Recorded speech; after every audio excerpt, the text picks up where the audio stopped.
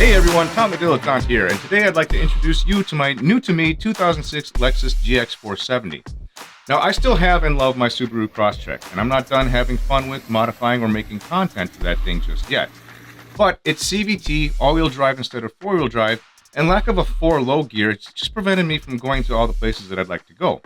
I've been stuck in the mud, stopped by overheating, and even had to be dragged up the last part of Argentine Pass once because the CVT and the angry hamster under the hood spinning it just couldn't quite propel my little bulldog up past some particularly steep and loose rocky sections. What finally made me pull the trigger on something different was a trip up St. John Pass in Colorado last fall. While waiting for a new set of tires after blowing one of mine out on a trail the previous day, I rode shotgun up this pass in my cousin's Taco with my best friend and his Land Cruiser following closely behind. As we crested this beautiful route, it was clear to me that there was no way in hell my Crosstrek would have made it, meaning I'd be missing out on some of these slightly more challenging but absolutely gorgeous trails. So after I got back from this trip, I started shopping around.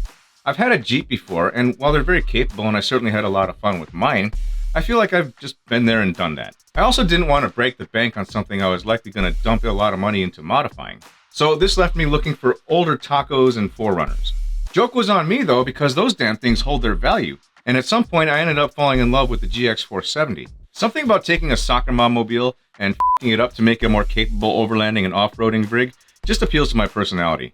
The 06 model that I eventually picked up had a little over 200,000 miles on it and cost me about $10.5 grand. The body and frame were actually in pretty good shape considering it was a Midwest car, giving me a solid platform upon which to work.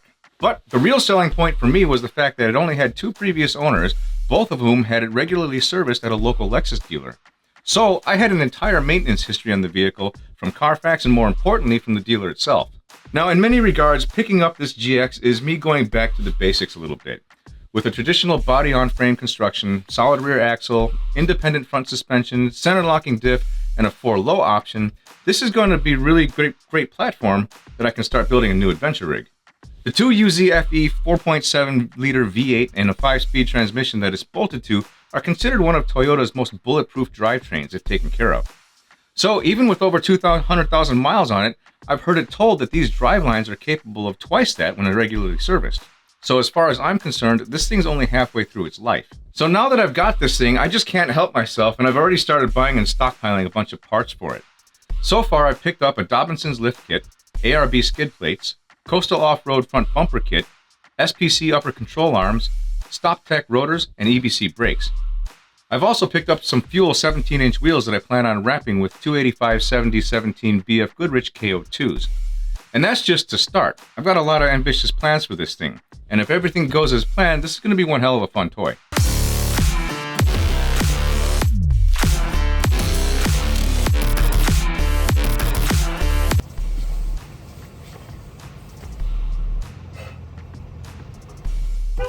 But let's suspend the fun stuff for a moment and do the smart, responsible, i.e. lame things first. You know what I'm talking about, the shit that takes a ton of time and money, but doesn't really get you any closer to your vision. I'm talking about maintenance.